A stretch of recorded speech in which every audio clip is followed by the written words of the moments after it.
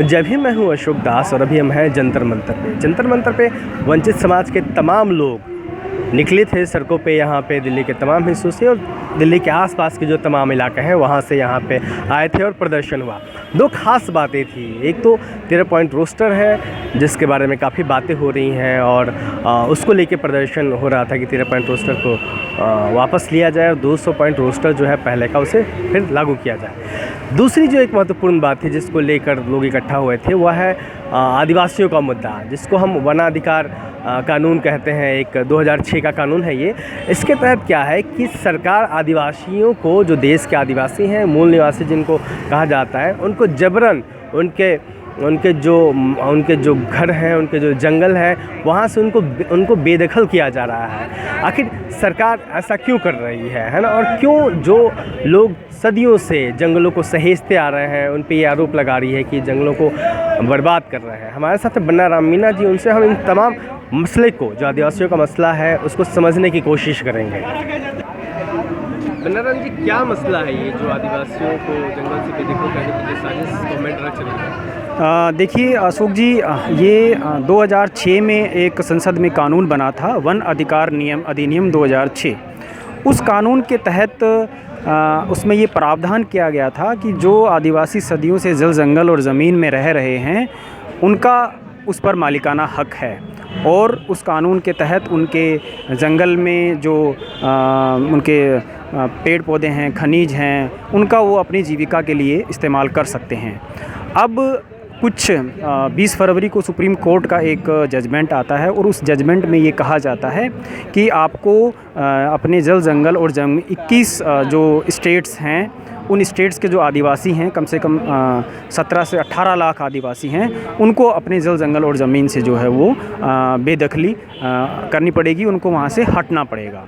देखिए मसला अशोक जी ये है कि 2006 का जब ये कानून बना था तो वह कानून इसको जल जंगल और ज़मीन पे मालिकाना हक देता है, लेकिन कुछ NGOs, कुछ हमारे जो फॉरेस्ट ऑफिसर्स हैं वो सुप्रीम कोर्ट जाते हैं और सुप्रीम कोर्ट जाकर वह ये दलील देते हैं पर्यावरण के बिहाफ पे कि यहाँ से जंगलों पर जो है उनका मालिकाना हक नहीं है, यह सरकारी भूमि है, इसलिए जो है इनको पर्यावरण के लिहाज से वहाँ से खाली किया जाना चाहिए।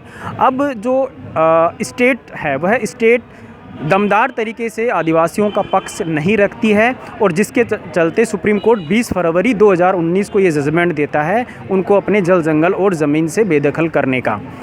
अब देखिए 20 फरवरी 2019 के बाद पूरे देश में आंदोलन होते हैं, झारखंड, छत्तीसगढ़, इन जगहों में आंदोलन होते हैं और सरकार दबाव में आती है और सरकार दबाव में आके फिर अपने केंद्र सरकार सुप्रीम कोर्ट में याचिका दायर करती है, वहाँ सॉलिसिटर जनरल जाते हैं और सुप्रीम कोर्ट अपने ही जजमेंट के ख़िलाफ़ जो है वो स्टे ऑर्डर देते हैं। अब देखिए पूरा जो मामला है, दरअसल जहाँ जहाँ आदिवासी है वहाँ वहाँ खनिज संसाधन है, अभ्रक है, सोना है, चांदी है और इन संसाधनों पर जो है कॉरपोरेट के साथ मौजूदा व्यवस्था का गठजोड़ है और वह इन संसाधनों पर अपना कब्जा करना चाहती है। सीधी लाइन में आप समझोगे कि जो नियमगिरी है अशोक जी, वो 250 किलोमीटर तक फैला हुआ है और 250 किलोमीटर तक वहाँ पे कोंद आदिवासी रहते हैं।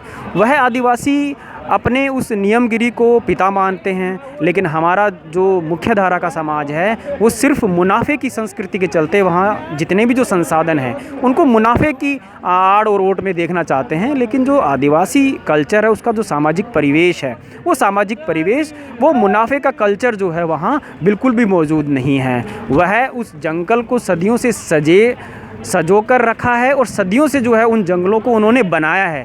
जंगल, ये जो पूरा मामला है इसमें कितने आदिवासी समाज के कितने लोग प्रभावित हुए? देखिए अशोक जी, अगर 11 लाख आदिवासी, ये सरकारी आंकड़ा है, और इससे भी ज़्यादा अगर आप हर आदिवासी परिवार में 4 या 5 परिवार हैं तो ये कम से कम भी 80 से 85 लाख आदिवासियों का मामला है जो कि बेदखल होने की कगार पर हैं। अगर 20 जुलाई को सुप्रीम कोर्ट दोबारा से ऐसा जजमेंट, ऐसा फरमान सुनाती है तो वो 85 लाख आदिवासी, जो कि जाते जाते 85 लाख से ज़्यादा ही होते हैं, वो आखिर कहाँ जाएंगे? क्या दिल्ली के वहाँ कोई फ्लैट बन रहा है क्या? केंद्र सरकार उनको कुछ फ्लैट वगैरह बना के दे रही है क्या कोई ऐसी वैकल्पिक व्यवस्था है?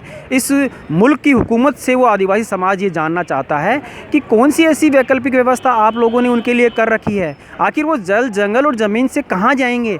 आपने पूरी साजिश है इसमें। आप लोग पढ़े लिखे लोग हैं, यूनिवर्सिटी में पढ़ा रहे हैं, उसी समाज से ताल्लुक़ रखते हैं, तो आप लोगों को क्या लगता है ये कैसी साजिश है? ये देखिए सीधी सादी, और क्या मिली भगत है सरकार से? देखिए ये सीधी सरकार और कॉरपोरेट घरानों की मिली भगत है अशोक जी। और बिना मिली भगत के आप देखोगे कि नियमगिरी में 100 ग्राम सभाओं ने एक सिरे से वेदांता का वहाँ इस्टेब्लिश होने के लिए उनको एक सिरे से खारिज कर दिया 100 ग्राम सभाओं ने। आखिर ऐसी इस हुकूमत को क्या लगी है कि वो देश के जल जंगल और ज़मीन सबको नष्ट करके देश के आदिवासियों को वहाँ से बेदखल करना चाहते हैं। तो जाहिर सी बात है कि वो इस सरकार और ये व्यवस्था कॉरपोरेट का जो लूट का जो गठजोड़ है, उस गठजोड़ के चलते जो है वहाँ से आदिवासियों को डिस्प्लेसमेंट किया गया है। और अभी तक जितने भी जो आप देखिए कि इस देश में जो विस्थापन हुए हैं उसमें 75% मैं आपको आंकड़ा दे रहा हूँ, वो 75% इस देश का आदिवासी वहाँ अपनी जड़ों से विस्थापित हुआ है अशोक जी। तो ये मान लीजिए कभी इलेक्शन का माहौल हो सकता है, सरकार या फिर कोई कुछ बात रही हो जिसकी वजह से इस पर स्टे लगा हो, इलेक्शन का माहौल है, फिर इस पर फिर फैसला होना है जुलाई में, आप कह रहे हैं जुलाई में, तब तक चुनाव खत्म हो चुके होंगे, जी, नतीजे आ चुके होंगे जी। तो ऐसे में अगर उस समय स्टे जो लगा है वो हट जाता है और पुरानी व्यवस्था कायम रहती है तो कितना बड़ा खतरा आ जाए? देखिए अगर ऐसे में वो स्टे अगर हट जाता है और जो पुराना फरमान जारी हो जाता है तो इसमें खतरा तो साफ साफ नज़र आ रहा है। वो जो सदियों से जो जल जंगल और ज़मीन में जो रह रहे हैं उनके रहने के आपके पास कोई वैकल्पिक व्यवस्था नहीं है।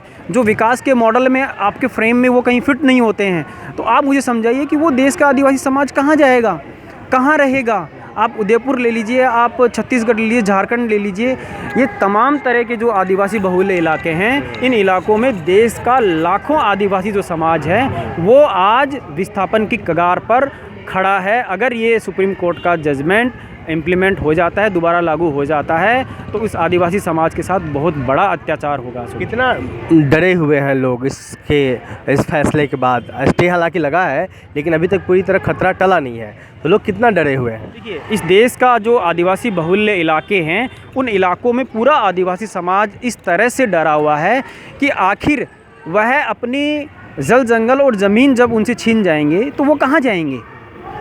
वो इस व्यवस्था से एक आस और उम्मीद लगाए बैठे हैं कि आखिर ये मुल्क हमारा भी है, इस मुल्क को बनाने में हमारे पूर्वजों ने भी खून पसीना बहाया है। इन जल जंगल और ज़मीन ये जो देख रहे हैं इनको अपनी मेहनत से हमने बनाया है, और आप एक झटके में जो है कॉरपोरेट के हाथ में ये दे के हमें जो है हमारे साथ, हमारे जीवन के साथ, हमारी जीविका के साथ जो है इस तरह का खिलवाड़ कर रहे हैं। तो अशोक जी पूरी तरह से जो 2 तारीख को जो प्रोटेस्ट हुआ था उसमें देश का आदिवासी समाज दिल्ली की सड़कों पर जंतर मंतर पर प्रदर्शन करने आया था, और वह ये मांग करता है कि 5वीं और 6ठी अनुसूची जो संविधान में मौजूद है उसका व्यवहारिक धरातल पर जो है वो इम्प्लीमेंट हो। ये पूरा मामला जो है वो शुरू कब हुआ था, किसकी सरकार में? देखिए आदिवासियों को लेकर विस्थापन का मामला अशोक जी मैं कहूँ बहुत पुराना है। ये आदिवासी समस्या आज की समस्या नहीं है। हम ये कहें कि मौजूदा जो व्यवस्था है उसी में ये समस्या शुरू हुई है।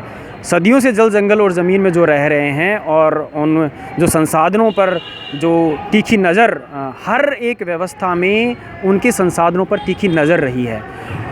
अब हालात थोड़े से परिवर्तन इसलिए है कि ये जो मौजूदा सरकार है ये थोड़े से अटैकिंग मोड में है।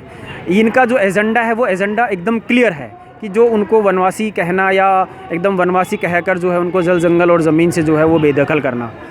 तो यह जो मुद्दा है ये मुद्दा बहुत पुराना है, कोई नया नहीं है। और आप देखेंगे कि पिछले 10-20 सालों से जो भी देश के आदिवासी अपनी जड़ों से विस्थापित हुए हैं वह या तो दिल्ली में आके रिक्शा चलाता है या रांची में रिक्शा चलाता है, यानी कि आदिवासियों को मजदूर बनने के लिए मजबूर किया जा रहा है।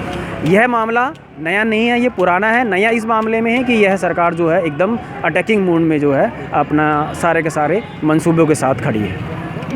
हाँ, तो अशोक जी देखिए एक तरफ विश्वविद्यालयों से आदिवासियों को बेदखल करने का फरमान 13 पॉइंट रोस्टर के सामने आपके सामने मौजूद है, और दूसरी तरफ सुप्रीम कोर्ट का जो 20 फरवरी 2019 का जो जजमेंट है वह उनके जल जंगल और ज़मीन से बेदखल किए जाने का फरमान है। इन दोनों फरमानों में आप देखेंगे कि इस देश का आदिवासी समाज पिस रहा है। इस देश का आदिवासी समाज इस मुल्क को बनाने में जिनका अहम योगदान है वह विश्वविद्यालय संस्थानों से भी बाहर हो रहा है 13 पॉइंट रोस्टर के बहाने, और वह अपने जल जंगल और ज़मीन से भी खदेड़ा जा रहा है। आखिर यह इस मुल्क से आदिवासी समाज आखिर जाए तो कहाँ जाए?